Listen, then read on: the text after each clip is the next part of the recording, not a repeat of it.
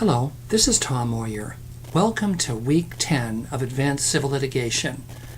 This week we're going to talk about provisional remedies, which includes injunctions and writs.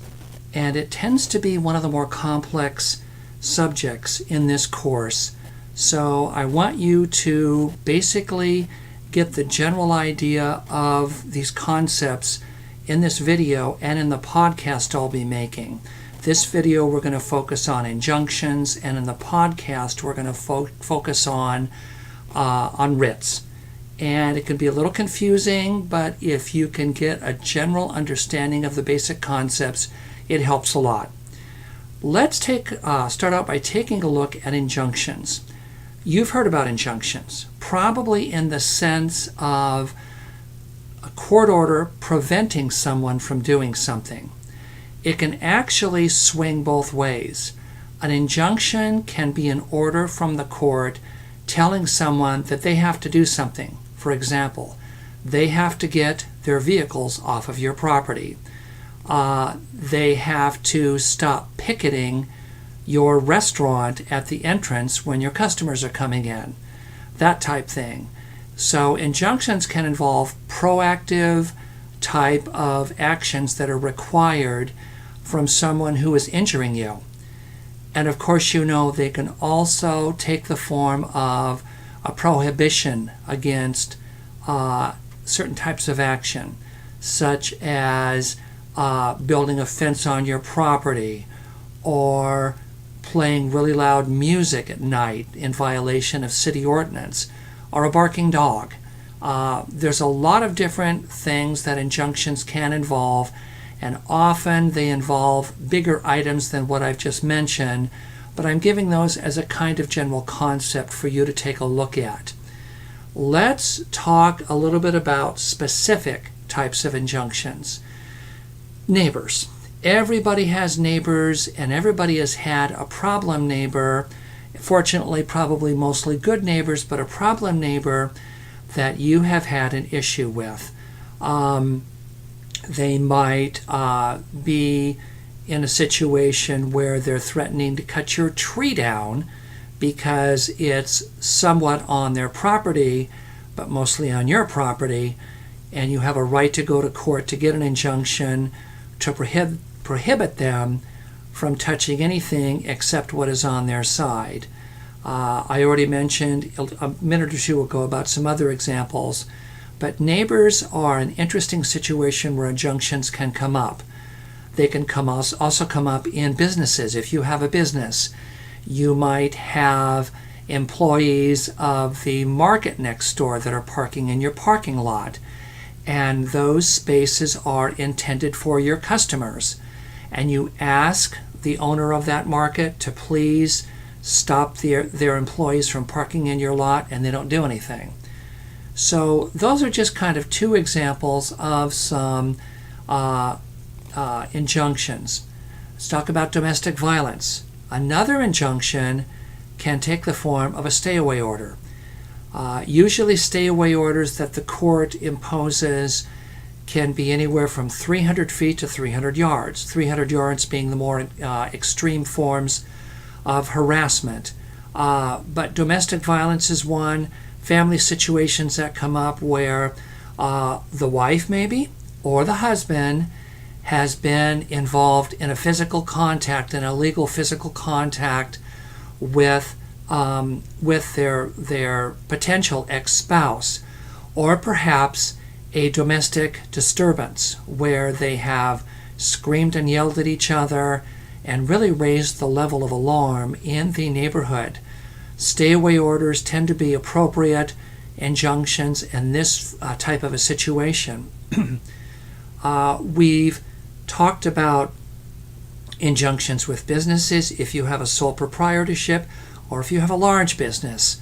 We gave examples of other employees parking in your parking lot, of picketing on your property, and those type things. Injunctions are also meant to prohibit that type of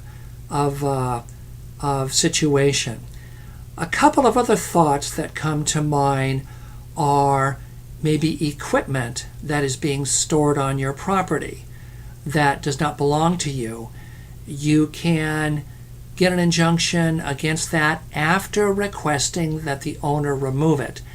Usually a court, one of the first things that will come out of the commissioner's or the judge's mouth is, first question is, have you talked to the offending party about it? Have you asked them to move it? And that is a key first step that you need to do.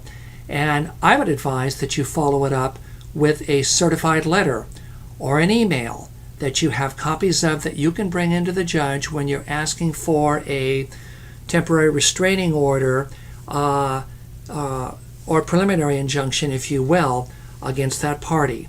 The judge is going to want to know that you did your due diligence in telling the person, hey, stop it, don't do this anymore.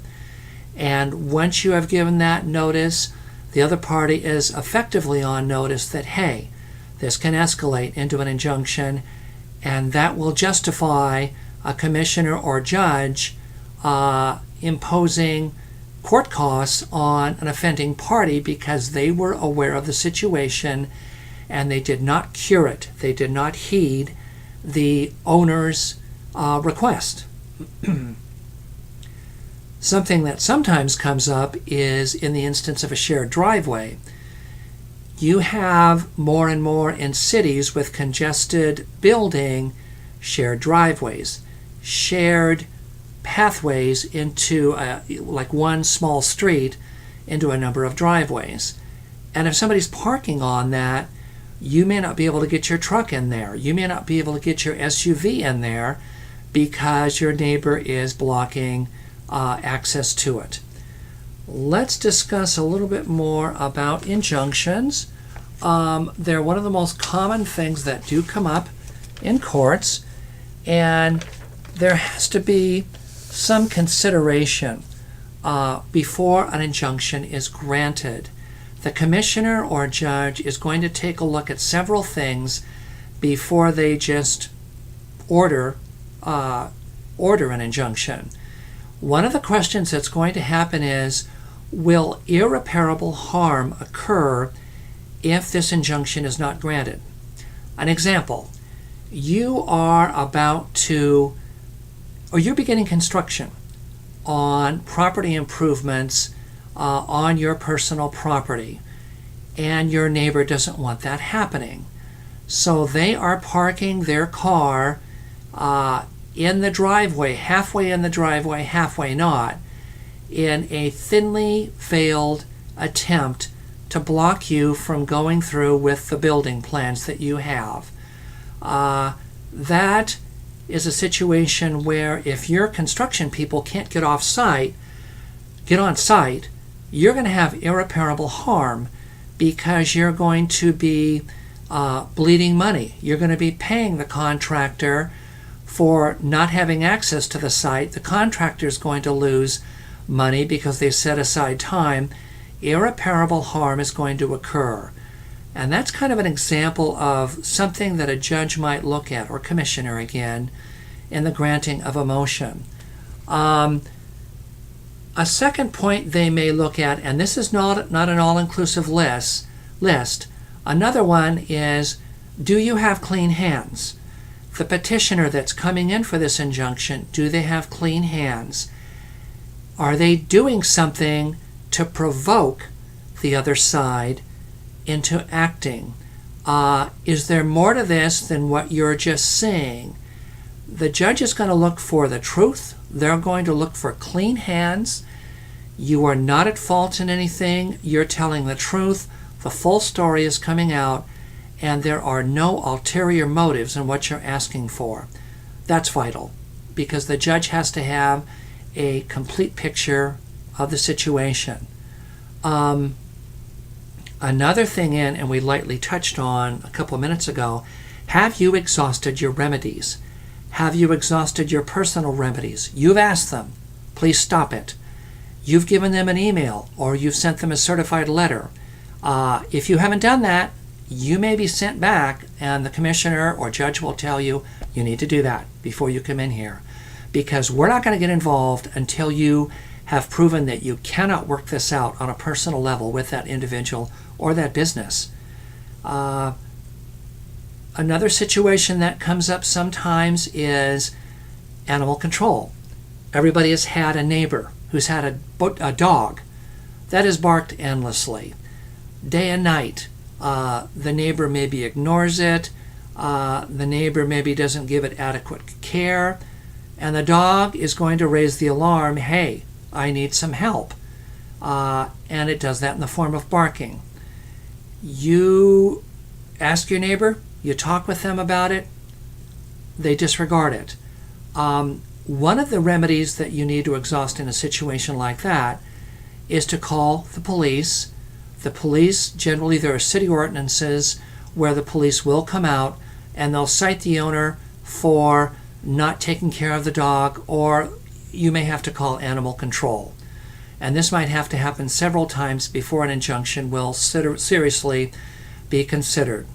Domestic violence, a precursor to that is there usually needs to be a track of police action, them coming out to stop different type things. And the same thing goes with a business. It's important to do that. A couple of last points here, different types of injunction, and I want to touch on this very quickly. A temporary restraining order is usually the initial thing to cure it temporarily until a hearing can take place and the judge can hear from you and hear from the other side too. Once that happens, if there's going to be a trial on it, if there are more issues to be resolved, a preliminary injunction will be issued to continue the stoppage of the activity or the required action, and that after trial can lead to a permanent injunction that permanently cures the matter. This is just a little bit on the topics of injunction. We'll talk on the podcast on writs. If you have any questions, please contact me, and I will see you on the discussion boards. Take care.